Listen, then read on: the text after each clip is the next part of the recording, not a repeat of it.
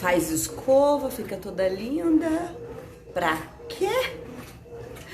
Pra trabalhar, lavar louça.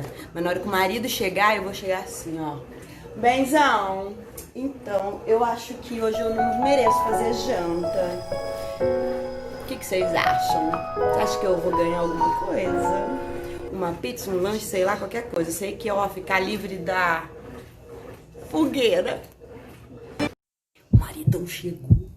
O maridão chegou.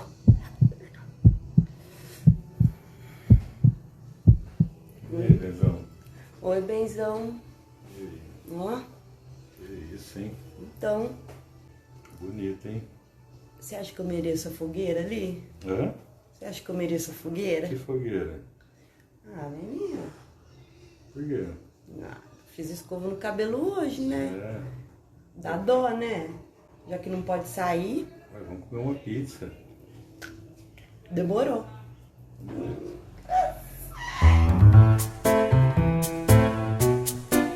Ele não vejo meus stories.